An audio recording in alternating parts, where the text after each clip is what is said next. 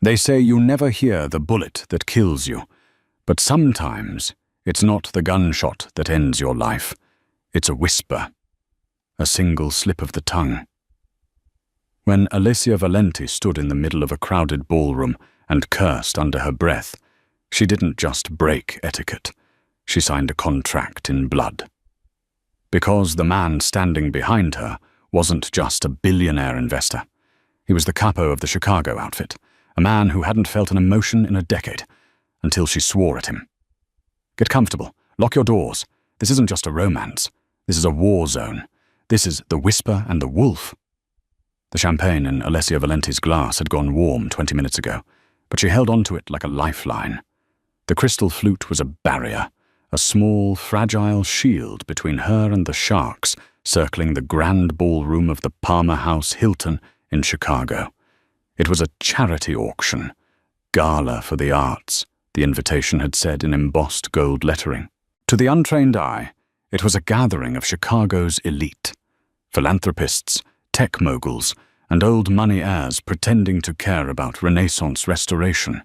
To Alicia, who had spent the last 5 years appraising art for the struggling Galleria Rossi, it was a room full of liars. She adjusted the strap of her emerald green gown, feeling painfully out of place. She wasn't here to mingle. She was here because her boss, Arturo, was indisposed, passed out drunk, and someone had to verify the provenance of Lot 44 before the bidding started. Lot 44, the Weeping Madonna, supposedly a lost 17th century work by a student of Caravaggio. Alessia navigated the crowd, her eyes fixed on the velvet-roped area where the painting stood on an easel, covered by a silk sheet. She needed to get close. Just a glance at the brushwork, the cracking of the varnish, the craquelure, would tell her if the $500,000 starting bid was a steal or a scam. She slipped past a waiter, her shoulder brushing against a wall of a man. He was tall, impossibly tall, wearing a Brioni tuxedo that fit him with the kind of precision that cost more than her car. She didn't look up. She muttered a polite, "Excuse me," and kept moving. The air around the painting was thinner, colder. A security guard with a thick neck and dead eyes watched the crowd. Alessia feigned interest in her phone, waiting for the guard to turn his head. When a drunken socialite stumbled near the stage, causing a distraction, Alessia moved. She stepped up to the easel. She didn't touch it. That would trigger alarms. But she leaned in, squinting under the harsh gallery lights. Her heart stopped. It wasn't the brushwork. It was the pigment, the blue of the Madonna's robe. In the 17th century, they used lapis lazuli. It had a specific, gritty texture under highlight. This was too smooth. Synthetic ultramarine, invented in 1826. The painting wasn't a masterpiece. It was a forgery. And a lazy one at that. The realization hit her with a wave of nausea. Arturo had already authorized the authenticity papers. If this sold tonight, and the buyer found out, her gallery, her legacy, her life, was over. They would be sued into oblivion, or worse, prosecuted for fraud. Panic flared, hot and sharp. She spun around, needing to find the auctioneer, needing to stop this train wreck before it left the station. In her haste, she didn't check her blind spot. She collided hard with a solid chest. The impact jarred her teeth. Her warm champagne sloshed over the rim of the glass, splashing onto the pristine white cuff of the man she had run into. Time seemed to freeze. Alessia looked down at the stain.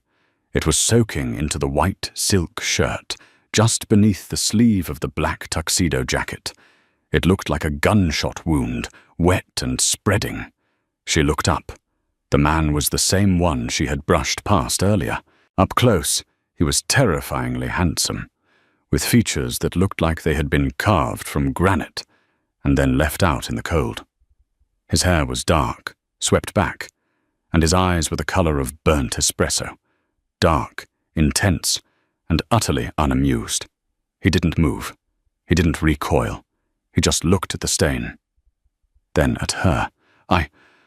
"Oh, God," Alessia stammered, grabbing a cocktail napkin from a passing tray. "I'm so sorry. I didn't see you. I can pay for the dry cleaning, She reached out to dab the stain, but his hand shot up, catching her wrist. His grip was iron, his fingers cool against her flushed skin. "Don't," he said. His voice was a low baritone, smooth but vibrating with a hidden threat. "You'll only rub it in." Alessia froze. The air around them seemed to drop 10 degrees. People nearby were glancing over, but quickly looking away, as if they knew better than to stare at this man. "I really am sorry," she tried again, her voice trembling. She needed to leave. She needed to fix the painting situation. This was a disaster. He released her wrist slowly, his eyes boring into hers. "Watch where you are walking, signorina." He turned his back on her, dismissing her like she was nothing more than a clumsy waitress. He turned to the man beside him, a shorter, stockier man, with a scar running through his eyebrow. Alessia took a step back, her cheeks burning. She should have just walked away. She should have run to the exit. But the stress of the forgery, the heat of the room, and the utter arrogance of this man snapped something inside her. She turned her head away, looking towards the floor, and let the frustration bleed out in the language of her grandmother. "Che stronzo arrogante," she muttered, the Italian rolling soft and angry off her tongue. What an arrogant asshole. It was barely a whisper, a breath. It should have been swallowed by the chatter of the gala and the string quartet playing Vivaldi. But the man stopped. The man in the Brioni suit froze mid-step. His shoulders stiffened. Slowly, deliberately, he turned back around. The crowd seemed to part as he took one step toward her, then another. He towered over her, blocking out the light from the chandeliers. The smell of him, expensive leather, tobacco, and something sharp like gun oil, filled her senses. He leaned down, his face inches from hers. The menace radiating off him was palpable, choking. "Say that one more time," he commanded. It wasn't a question. Alessia's breath hitched. Her heart hammered against her ribs like a trapped bird. She looked into his dark eyes and saw something dangerous flickering there. Not anger, curiosity, and recognition. She started, her voice failing. "You called me an arrogant asshole," he said, his voice dropping to a terrifyingly intimate register. He spoke flawless English, but the cadence, the rhythm was undeniable. He understood. "I didn't think you spoke Italian," she whispered, her defiance crumbling into fear. "I speak many things," he murmured. His gaze dropped to her lips, then back to her eyes. "But in Chicago, usually only my enemies curse at me in my father's tongue." He stepped closer, invading her personal space until the buttons of his vest brushed against the silk of her dress. "Who are you?" he asked. "Alessia," she breathed. "Alessia Valenti." His eyes narrowed slightly. "Valenti, the appraiser." Alessia blinked. "How do you know my name?" "Because," he said, straightening up and buttoning his jacket, hiding the stain she had made. "I'm the one buying lot 44, and I have a feeling you were rushing to tell someone that I'm about to spend $500,000 on a fake." Alessia's blood ran cold. "Come with me, Alessia," he said, offering his arm. It looked like a polite gesture, but she knew an order when she heard one. "We have business to discuss, and I prefer not to do it while wearing wine." She hesitated. She looked at the security guard, at the exit. "Don't even think about running," he whispered, leaning in one last time. "I have men at every door. You curse at Domenico Moretti, you stay for the conversation." Domenico Moretti. The name hit her like a physical blow, the head of the Moretti crime family. The man the papers called the Prince of Chicago. The man the FBI had been trying to pin down for a decade. She had just spilled cheap champagne on the most dangerous man in the city. And then she had insulted him. Trembling, she placed her hand on his forearm. The muscle underneath was rock hard. "Smart girl," Domenico said, leading her away from the light and into the shadows of the hotel corridor. The elevator ride up to the penthouse suite was silent, save for the hum of the machinery and the frantic pounding of Alessia's heart. Domenico Moretti stood with his hands clasped behind his back, staring straight ahead at the brass doors. He didn't look at her, but his presence filled the small box, suffocating and heavy. Beside him stood the scarred man, whose name Alessia would soon learn was Giovanni. He watched her reflection in the polished metal doors, his hand hovering near the inside of his jacket. She knew what was there. A gun. When the doors slid open, they didn't reveal a hotel room. They revealed a command center. The penthouse of the Palmer house had been stripped of its typical luxury. In its place were servers humming in the corner, maps of the Chicago dockyards spread across a mahogany table, and 3 other men in shirt sleeves who stopped talking the moment Domenico walked in. "Clear the room," Domenico said. His voice was calm, but the men scattered like roaches when the lights turn on. Giovanni stayed, closing the heavy double doors behind them and locking them with a decisive click. Domenico walked to a wet bar and poured himself a glass of amber liquid. He didn't offer her any. He took a sip, grimaced, and finally turned to face her. He took off his ruined jacket and tossed it onto a leather chair. "So," he began, loosening his tie, "you are the eyes of Galleria Rossi." "I work there," Alessia said, trying to keep her voice steady. She crossed her arms, a defensive instinct. "I'm a junior restorationist." "You are the only one with a brain in that rotting building," Domenico corrected. He walked around the table, his eyes tracking her every movement. "Your boss, Arturo, is a gambler. He owes money to the wrong people. Specifically, he owes money to the Vieira family." Alessia stiffened. The Vieira family, the Moretti's rivals, the butchers of the South Side. "Arturo, certified lot 44, Domenico continued. "He knows it is a fake. The Vieira family planted it. They want me to buy it. They want me to display it. And then they expose it," Alessia finished, the pieces clicking together. "They humiliate you publicly. They prove you don't know quality. In your world, that looks like weakness." Domenico stopped pacing. He looked at her with a newfound respect, or perhaps amusement. "Precisely. In my world, reputation is currency. If I spend a fortune on a child's finger painting, I look like a fool, and fools get eaten. So don't buy it," Alessia said, her hands shaking. "I just saved you $500,000. You should be thanking me, not kidnapping me." Domenico laughed. It was a dark, dry sound. "Kidnapping is such an ugly word, Tesoro. Think of this as protective custody. Protection from what? From what comes next," he said. He walked over to her, stopping just inches away. The intimidation tactic again. It was working. "I am going to buy that painting, Alessia." "What? Why?" "Because if I don't, the Vieiras will know I'm onto them. I need them to think they have won. I need them to think I am the arrogant fool you accused me of being." He reached out and tucked a loose strand of dark hair behind her ear. His fingers lingered on her jawline. His skin was rough, calloused, the hands of a man who did his own dirty work. "But," he continued, his voice dropping to a whisper, "I cannot have the world thinking I am blind. I need an expert. Someone to discover the forgery after I buy it. Someone to trace it back to the Vieiras publicly. Someone credible." Alessia pulled back from his touch. "No, I won't be a pawn in your war. If I expose the Vieiras, they will kill me. And if you walk out that door," Domenico said, his face hardening into stone, "Arturo dies tonight. His debts are called in, and since you are the co-signer on the gallery's insurance policies, you go down for the fraud he committed." Alessia felt the blood drain from her face. "You checked my background." "I check everything," he said. "I know about your student loans, Alessia. I know about your sister, Sophia, at the Juilliard School in New York.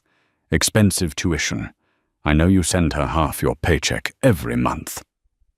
The mention of Sophia made Alessia's vision blur with rage. "Keep her out of this." "Then say yes," Domenico said softly. "You work for me now.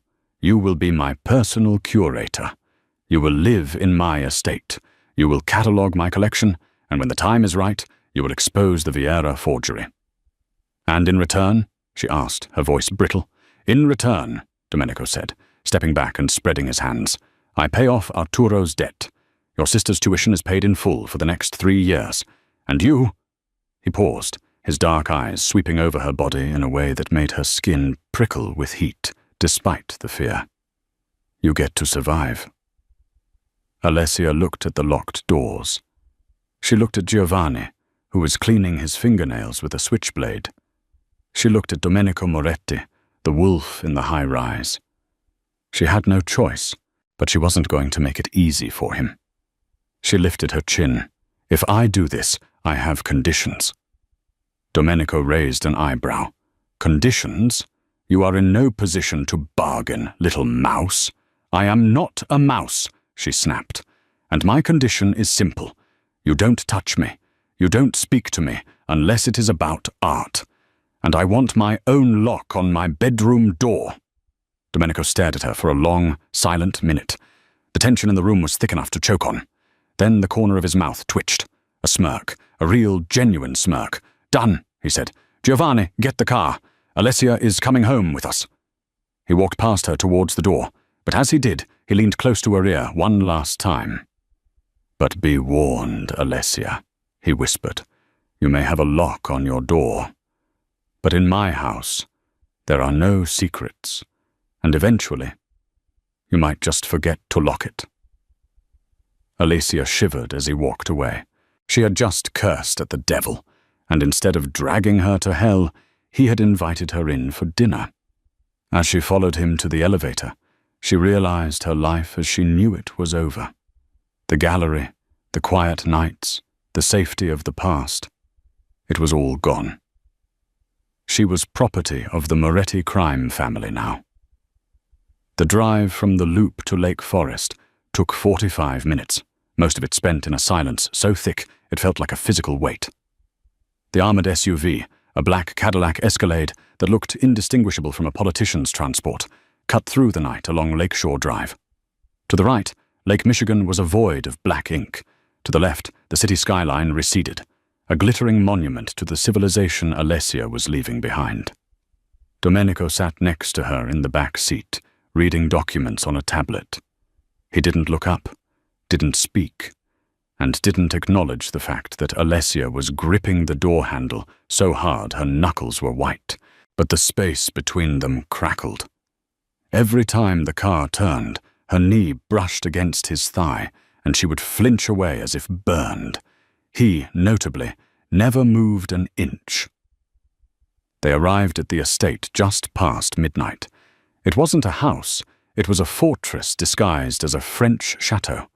High limestone walls topped with iron spikes and discreet cameras ringed the perimeter. The iron gates swung open silently, admitting them into a long, winding driveway lined with ancient oaks that cast skeletal shadows across the hood of the car. "Welcome to Villa Ombra," Domenico said, finally locking his tablet and sliding it into his jacket pocket. "Shadow Villa," Alessia translated, her voice barely a whisper. "Fitting." "I thought so." When the car stopped, Giovanni opened the door. The air here smelled different than the city, cleaner, sharper, smelling of pine and damp earth. Alessia stepped out, her heels clicking on the cobblestones. The house loomed over them, dark windows staring like empty eyes, save for the warm amber glow of the portico. "Giovanni will show you to your quarters," Domenico said, adjusting his cuffs. "Dinner is at 8 sharp every evening. Breakfast is at 7. Do not be late. I detest tardiness." "I'm not hungry," Alessia said, finding a shred of her earlier courage. Domenico stopped at the foot of the massive oak front doors. He turned, his face illuminated by the porch light. The shadows cut his features into sharp relief. The strong jaw, the straight nose, the mouth that looked cruel even in repose. "I didn't ask if you were hungry, Alessia. I told you when we eat." He stepped closer, the heat of his body cutting through the night chill. "You are thin. Too thin. You look like a breeze could knock you over. If you are going to work for me, you need strength. You will eat." He didn't wait for a response. He turned and vanished into the house. Giovanni led her up a grand staircase that could have belonged in the Titanic, down a long corridor lined with tapestries that Alicia noted with a professional pang were 18th-century Flemish originals worth more than her entire life's earnings. "Here," Giovanni grunted, opening a heavy wooden door. The room was exquisite. A 4-poster bed, draped in cream silk, a fireplace with logs already crackling, and a balcony that overlooked the dark grounds. And, true to his word, there was a heavy brass bolt on the inside of the door. "Boss says you need anything. You pick up the house phone and dial 0, Giovanni said. "Don't go downstairs past midnight. The dogs are out." "Dogs?" "Cane corsos. They don't like strangers." Giovanni offered a grim smile that didn't reach his eyes. "Sleep tight, Miss Valenti." He closed the door. Alessia immediately threw the bolt. Then she dragged a heavy velvet armchair in front of the door, wedging it under the handle. She didn't sleep. She sat on the edge of the bed, still in her emerald gala dress, listening to the house breathe. She heard footsteps pace the hallway for an hour, then silence. When dawn broke, bleeding grey light into the room, Alessia washed her face in the marble ensuite bathroom. She had no clothes, but she found a closet filled with boxes, high-end boutiques, Chanel, Prada, Brunello Cucinelli, all her size. The realization made her stomach turn. He hadn't just checked her background. He had prepared for her arrival. This wasn't a spontaneous kidnapping. This was an acquisition. She chose a simple pair of black trousers and a cream silk blouse, refusing to wear anything too revealing. She went downstairs, navigating the silent house. She found the dining room, but it was empty. Following the smell of coffee, she found the kitchen. It was industrial-sized, gleaming with stainless steel. A stout woman with grey hair was kneading dough. "Ah, the signorina," the woman said, not looking up. "Sit, eat." "I'm looking for Mr. Moretti," Alessia said. "The padrone is in the west wing, the library. But he is not to be disturbed." Alessia nodded, grabbed a green apple from a bowl, and immediately headed west. She needed to set boundaries. She needed to know what her job actually entailed so she could do it and get out. She found the double doors of the library slightly ajar. She pushed them open.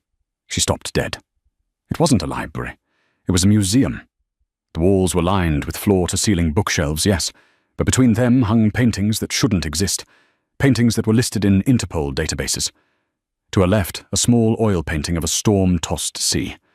The Storm on the Sea of Galilee by Rembrandt, stolen from the Isabella Stewart Gardner Museum in 1990. To her right, a Vermeer, The Concert, also stolen in the Gardner heist. Alessia's breath hitched. She walked into the room, entranced, the apple forgotten in her hand. The sheer magnitude of history in this room was suffocating. This was the underworld's vault. "Beautiful, isn't she?" Alessia jumped. Domenico was sitting in a high-backed leather chair in the corner of the room, a book resting on his knee. He was wearing reading glasses, a strangely humanizing accessory, and a charcoal sweater that made him look less like a mob boss and more like a university professor. "You have the Gardner collection," Alessia whispered, staring at the Rembrandt. "The FBI has been looking for these for 35 years. There's a $10 million reward." "Pocket change," Domenico murmured, closing his book. He took off his glasses and stood up. "And I don't have them. I am merely holding them, preserving them." "Do you know what happens to art in federal storage, Alessia? It rots. It sits in climate-controlled basements where no one sees it. Art is meant to be breathed in." "You stole them." "I bought them from the men who stole them, because they were going to cut the canvases out of the frames with box cutters," Domenico said, walking toward her. "I saved them." He stopped in front of her, looking at the apple in her hand. "Is that breakfast?" "I'm not hungry," she repeated, though her stomach rumbled treacherously. "We discussed this." He took the apple from her hand. His fingers brushed her palm. sending a jolt of electricity up her arm. He took a bite of the apple, his eyes never leaving hers, watching her reaction. It was a blatantly carnal act, intimate and dominating. "The auction for Lot 44 is at noon today," he said, chewing slowly. "I have placed a proxy bid. We will win it. The painting will be delivered here by 4 p.m. And then? Then you get to work. You will prepare a dossier proving it is a fake. You will use your scientific tools. I had your lab equipment transferred from the gallery this morning, and you will write a report that destroys the Vieira family's reputation. And if I refuse?" Domenico stepped closer, backing her against the heavy mahogany desk. He placed his hands on the edge of the desk on either side of her hips, trapping her. "You won't refuse," he said softly, "because you love the art. I saw your face when you looked at the Rembrandt. You and I, Alessia, we are the same. We appreciate beauty. We just have different ways of acquiring it. We are nothing alike," she spat, though her heart was pounding so hard she thought he must hear it. "You are a thief and a murderer. I am a curator." Domenico leaned down, his lips brushing her ear. "History is written by the murderers, cara mia. The curators just dust off the statues we leave behind." He pulled back, his eyes dark with a mixture of amusement and something hotter. "Be ready at 4. And Alessia?" "What?" she breathed. "Next time lock the balcony door too. You only locked the hallway. If I were an assassin, you would have been dead 3 times last night." He turned and walked out of the library, leaving her trembling against the desk, surrounded by $1 billion of stolen beauty. The delivery van arrived at 4:15 p.m. It was a nondescript white Sprinter, unmarked. 2 men in blue coveralls carried a large wooden crate into the main foyer of Villa Ombra. Alessia stood at the top of the stairs watching. Domenico stood at the bottom, flanked by Giovanni and 2 other guards she hadn't met yet, twins named Marco and Paolo. The atmosphere was tense, hands hovered near waistbands.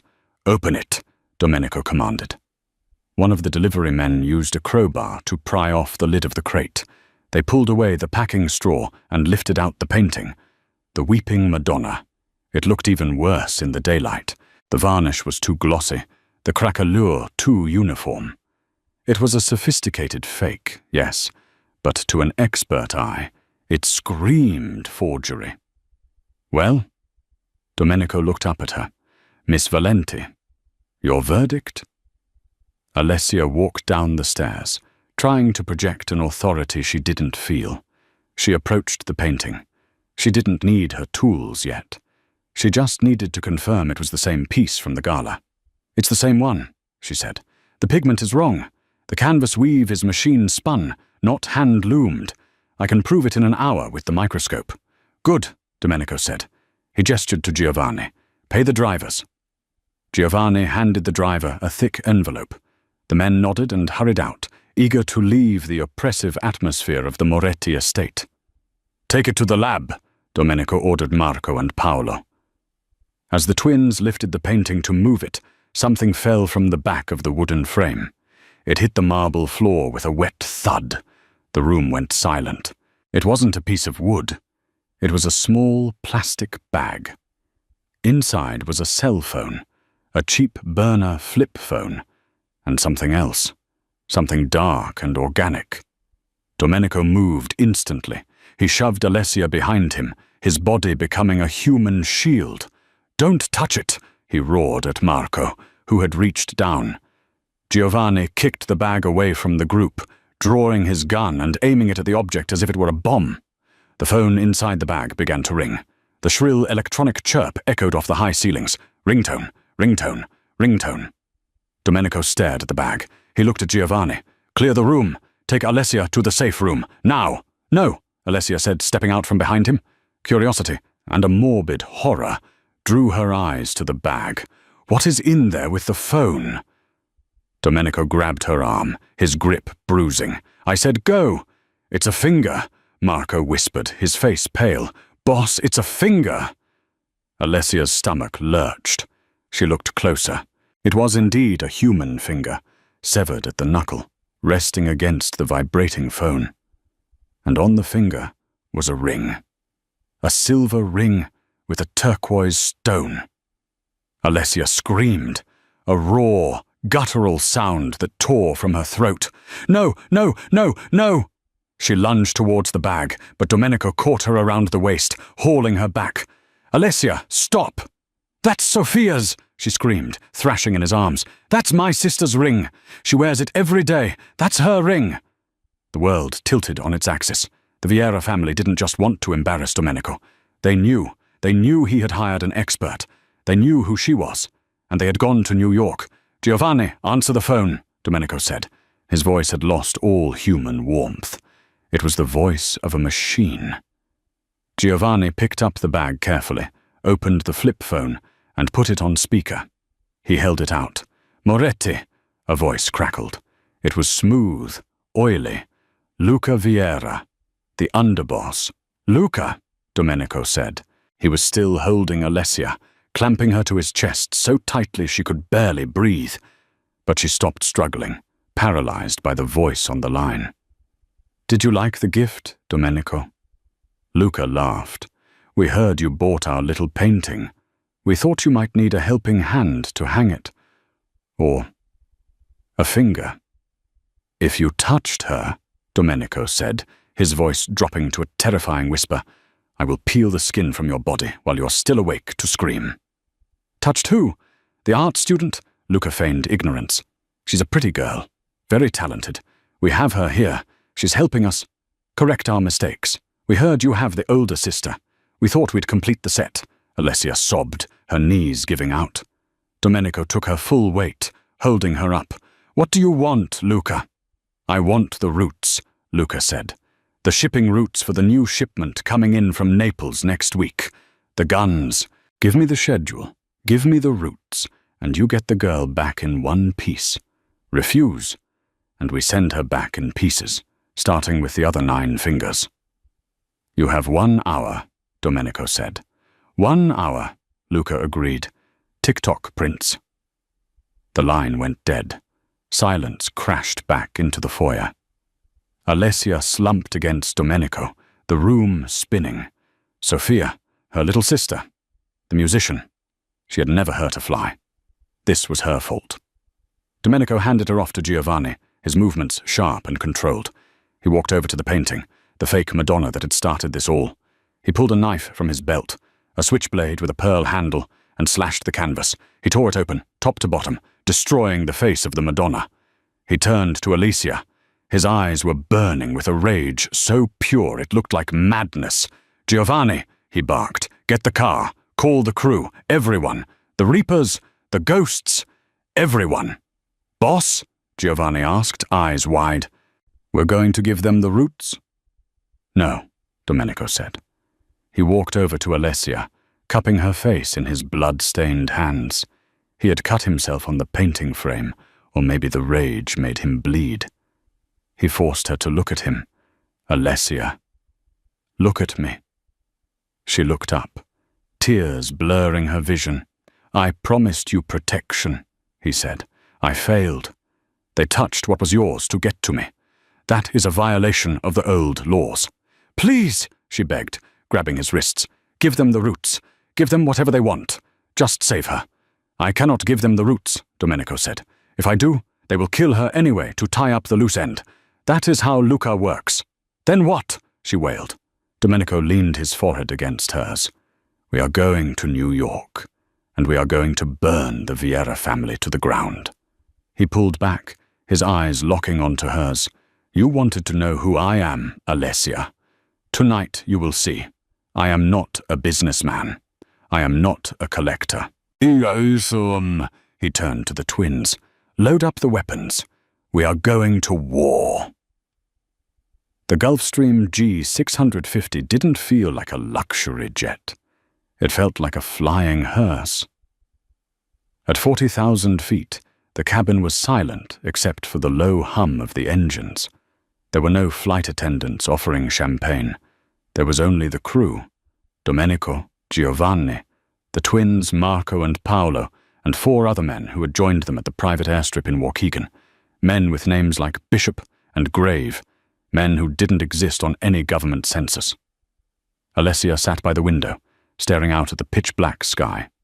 She held a glass of water she hadn't touched in 2 hours. Her hand was wrapped in a bandage where she had dug her nails into her own palm so hard she drew blood. Domenico sat across from her. He had changed out of his suit into tactical gear, black cargo pants, a fitted black thermal shirt, and heavy boots. He was cleaning a Sig Sauer P320, the rhythmic click-clack of the slide, the only sound in the cabin. "Stop staring at the dark," Domenico said, not looking up from the weapon. "It stares back." "She plays the violin," Alessia whispered. Her voice was cracked, brittle. "Sophia, since she was 5. If they took her finger, she can't play. Her life is over even if she lives." Domenico set the gun down on the table. The metallic thud made Alessia flinch. "She is alive," he said firmly. "Focus on that. Fingers can be reattached. Nerves can heal. But death is permanent. We are going there to ensure the latter doesn't happen." "You talk about it like it's a transaction," Alessia snapped, turning her gaze to him. Her eyes were red-rimmed but furious. "Like it's just business. This is my sister." "It is business," Domenico said coldly. "Emotional men make mistakes. Mistakes get people killed. If you want to help your sister, put your feelings in a box and lock it. Scream later. Right now, I need you sharp." He slid a folder across the table toward her. "What is this?" "Intelligence on Luca Vieira's New York operations. Read it." "I'm an art curator, Domenico, not a soldier." "You are an analyst," he corrected. "You look at details others miss.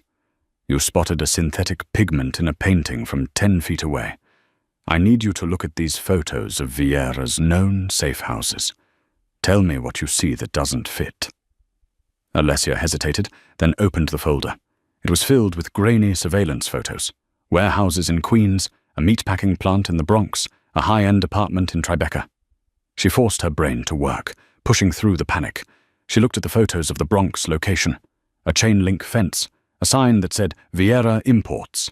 "This one," she said, pointing to a photo of a loading dock in the Navy Yard. "Why?" "The windows," Alessia said, squinting. "Look at the condensation. It's high up on the glass. That means the humidity inside is controlled. High humidity." "So?" "You don't humidify a general storage warehouse. You humidify a greenhouse, or an art storage facility, or a place where you are keeping something delicate." Domenico looked at the photo, then at her. A slow, predatory smile spread across his face. "Or where you're keeping a hostage, and you don't want them to get sick before you negotiate," he mused. "But Vieira deals in cigars. Cigars need humidity." "Those windows are blocked out with black paint," Alessia noted. "But see the scratch here? A tiny sliver of light. It's blue." "Blue?" "UV light," she said. "If they are growing something, it would be purple or pink. Blue light, that's specific. That's for curing resin. Or drying ink." Domenico grabbed the satellite phone from the table. "Giovanni, reroute the ground team. We're not going to the Bronx. We're going to the Navy Yard." He looked back at Alessia. "You might have just saved us 3 hours, and 3 hours is the difference between life and death." They landed at Teterboro Airport in New Jersey at 2 a.m. 3 black SUVs were waiting on the tarmac, engines running. The air was biting cold, a sharp contrast to the recycled air of the cabin. Domenico grabbed Alessia's arm as they descended the stairs. "Stay close to me. Do not speak to anyone. If shooting starts, you get down and you stay down. Do you understand?" "Yes." "Good." He pulled something from his belt and pressed it into a hand. It was cold and heavy. A knife. A small, fixed-blade tactical knife. "If anyone other than me touches you," he whispered, his breath ghosting over her ear, "you put this in their neck. Don't think. Just do." Alessia gripped the handle, the textured rubber biting into her skin. She nodded. They drove into the city, crossing the George Washington Bridge. The lights of Manhattan sprawled out to their right, a city that never slept, indifferent to the violence about to unfold in its shadows. They didn't go straight to the Navy Yard. They stopped at a dingy 24-hour diner in Queens. "Why are we stopping?" Alessia asked, her pulse racing. "We need confirmation," Domenico said. "Giovanni, bring him in." Giovanni and the twins exited the vehicle and disappeared into the alley behind the diner. Minutes later they returned, dragging a man between them. He was wearing a tracksuit and looked like he had been beaten recently, but not by them. They threw him into the back of the SUV next to Alessia. She scrambled back, pressing herself against the door. "Easy, Principessa," the man wheezed. "I ain't gonna bite." Domenico turned in the front seat. "Hello, Raymond." Raymond Cole, a mid-level fence who sold stolen watches and information. "Domenico," Raymond coughed, wiping blood from his lip. "You're far from home. The wind blows cold in New York." "Cut the poetry, Raymond. Luca Vieira. Where is he?" "Luca, he's a ghost, man. He moves every night." Domenico nodded to Giovanni. Giovanni pressed the muzzle of his gun into Raymond's kneecap. "Wait, wait!" Raymond squealed. "The Navy Yard! You were right! I heard chatter. They moved a package there 6 hours ago. High value. They called it the Violinist." Alessia let out a choked sob. "Who is guarding her?" Domenico asked. 10 guys. Maybe 12. Heavies. Ex-Russian military mostly. Vieira hired contractors because he didn't want his own guys traced to it. "And Luca, he's not there," Raymond said. "He's at the Sapphire Club in Manhattan, celebrating. He thinks he's already won." Domenico looked at Giovanni. "Dump him." They shoved Raymond back out into the alley and sped off. Domenico turned to Alessia. "We have a choice. We can go to the club and take Luca. We can trade him for Sofia." "No," Alessia said immediately. "If you take Luca, his men at the warehouse might panic and kill her. We have to get her first." Domenico nodded, a flicker of approval in his eyes. "Correct. We strike the head only after the body is safe." He keyed his radio. "All units, Navy Yard, Building 42, no mercy. We wipe them out." The Brooklyn Navy Yard was a ghost town of industrial skeletons. Rusting cranes loomed over the waterfront like prehistoric beasts. Building 42 was a massive brick structure, a relic of World War II, sitting right on the water's edge. Domenico's team killed the lights on the SUVs a mile out. They rolled in using night vision goggles. "Alessia," Domenico said as the car stopped, "you stay here. Lock the doors." "No," she said. Her voice was shaking, but her eyes were steady. "She's my sister. I need to see her. I need to know it's her. It's a kill zone, Alessia. I don't care. I'm coming." Domenico looked at her for a long second. He saw something in her face, the same resolve that made her confront him at the gala. "Fine," he said. "Stay behind me. If I move left, you move left. If I stop, you freeze. If I fall, you run." They moved towards the building in a tactical stack. Giovanni took point, silencing the 2 guards at the rear entrance with a suppressed pistol. Foot. 2 bodies hit the concrete. Alessia flinched, nausea rising in her throat, but she swallowed it down. "This is survival," she told herself. "This is love." They entered the warehouse. It was cavernous, smelling of rust and damp rot. In the center of the vast space, a portable clean room had been set up, a plastic cube illuminated by harsh work lights. Inside the plastic cube, bound to a chair, was a figure. Sofia. She was slumped forward, her dark hair covering her face. Her left hand was bandaged heavily, blood seeping through the white gauze. Alessia's heart shattered. She started to run forward, but Domenico grabbed her vest and yanked her back behind a pillar. Crack! A bullet chipped the concrete right where her head had been a second ago. "Ambush!" Giovanni yelled.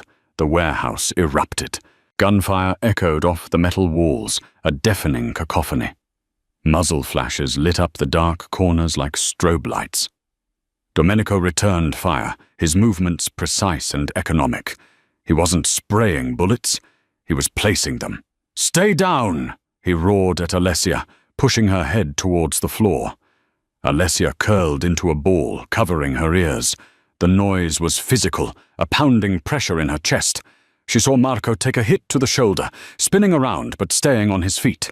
She saw one of the Russian mercenaries fall from a catwalk, crashing onto a stack of pallets. Domenico was moving forward, utilizing the cover of machinery to close the distance to the plastic cube. He was a demon of war, calm amidst the chaos. But there were too many of them. The Russians had the high ground on the catwalks. "Giovanni, the lights!" Domenico shouted into his comms. Seconds later, the warehouse plunged into darkness. The main breaker had been cut. For a moment, there was silence. Then, the green beams of lasers cut through the dust. Domenico's team had night vision. The Russians didn't. The tide turned. The screams of the mercenaries echoed as the invisible predators took them down one by one. Domenico reached the plastic cube. He sliced through the heavy sheeting with a knife and stepped inside. Alessia scrambled after him, ignoring the stray shots still ringing out. "Sophia!" Alessia fell to her knees beside the chair. Sophia groaned, lifting her head. Her face was bruised, her lip split, but her eyes were open. "Alessia?" she croaked. Did you bring the money?" "I brought something better," Alessia sobbed, fumbling with the ropes binding her sister's wrists. Domenico stood guard at the opening of the cube, firing 2 shots into the darkness to suppress a remaining shooter. "We need to move," he yelled. "They're rigging the exits. I smell C4. He holstered his weapon and grabbed Sophia, lifting her effortlessly into his arms as if she weighed nothing. "Run, Alessia, go!" They sprinted towards the rear exit. The air was thick with the smell of cordite and something sweeter, the plastic explosives. They burst out into the cool night air, just as a dull whoomp shook the ground. The back wall of the warehouse blew out, showering the dock with bricks and flaming debris. The shockwave knocked Alessia off her feet. She scraped her palms on the asphalt, the breath knocked out of her. Domenico shielded Sophia with his body, taking the brunt of the dust cloud. Silence returned, save for the crackle of fire and the distant sirens of NYPD approaching. Domenico stood up, checking Sophia. She's stable. Shock. Blood loss. But she's alive. He turned to Alessia, extending a hand to pull her up. His face was streaked with soot and blood, not his own. He looked terrifying. He looked beautiful. Alessia took his hand. He pulled her into him, crushing her against his chest for a brief, frantic second. "You did good," he whispered into her hair. "You did good." He pulled back, his eyes hard again. "But this isn't over. We have the girl. Now I want the man." He looked toward the skyline of Manhattan across the river. "Giovanni," he barked. "Get the medic for the girl. Take her to the safe house in Jersey. Keep her hidden." "And us, boss?" Giovanni asked, reloading his magazine.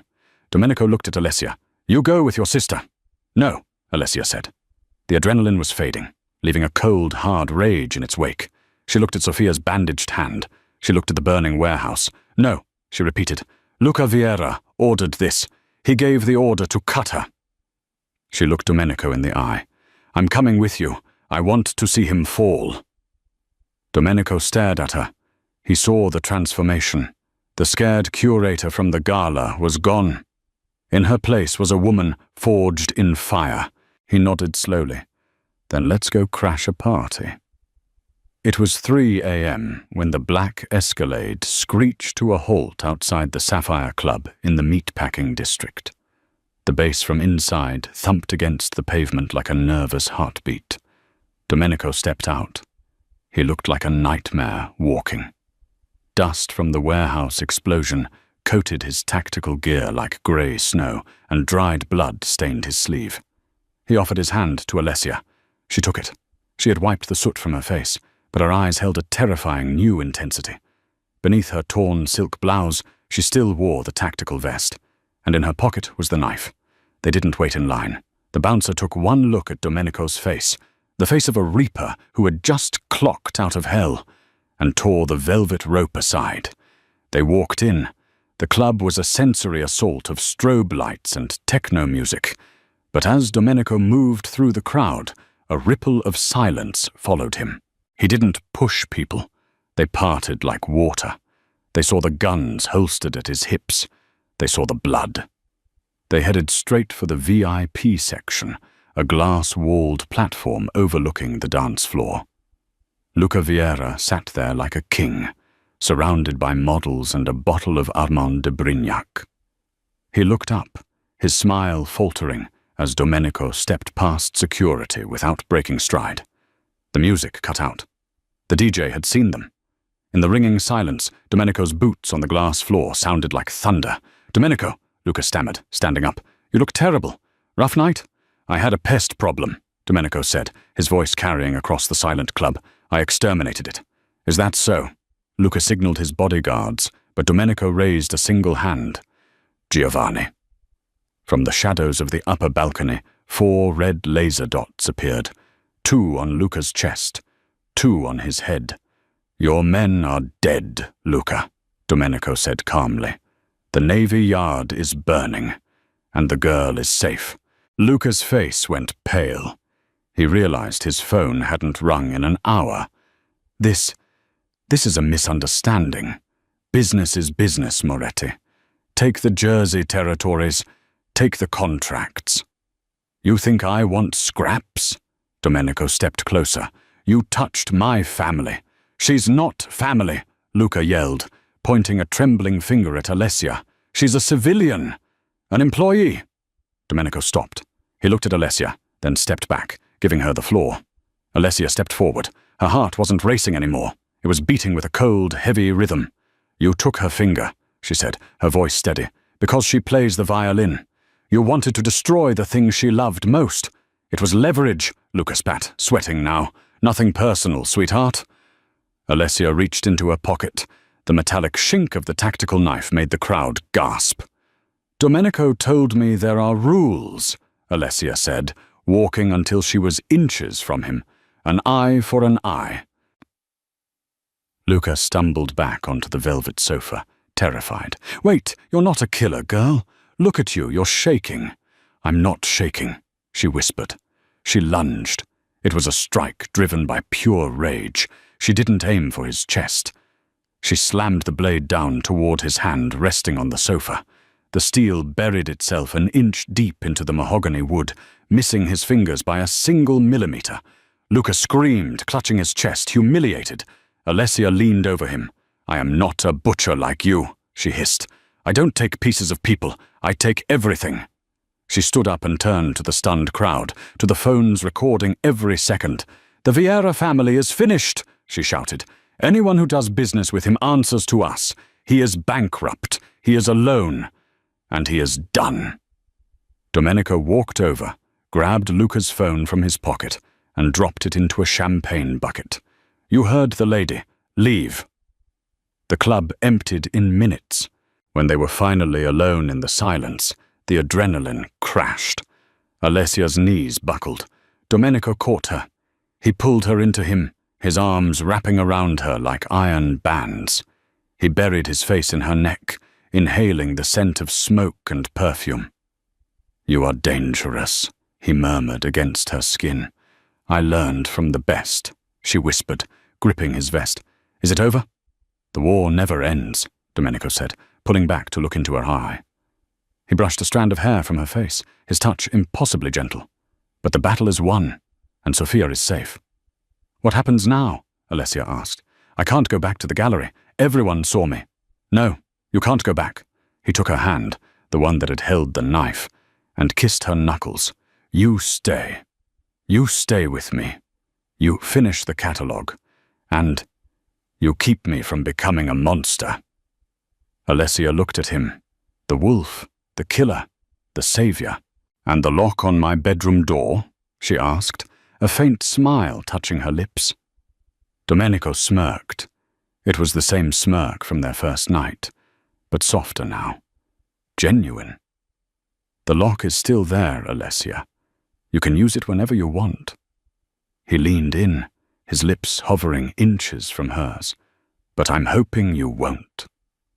Alessia didn't pull away. She closed the gap. When she kissed him, it tasted like champagne and gunpowder. It was a kiss that sealed a contract, not in ink, but in blood. She had cursed at him in a ballroom, and he had threatened to destroy her. Instead, they had burned the world down together. As they walked out into the cool night air, Alicia realized she wasn't the mouse anymore. She was the wolf's wife, and God help anyone who touched what was theirs. And that is how Alicia Valenti went from appraising art to rewriting the rules of the Chicago underworld. They say love conquers all, but in the world of the Mafia, love is just another weapon. You just have to know which end to point at the enemy. This story was inspired by true events of power struggles in the late 90s, though names and locations have been changed to protect the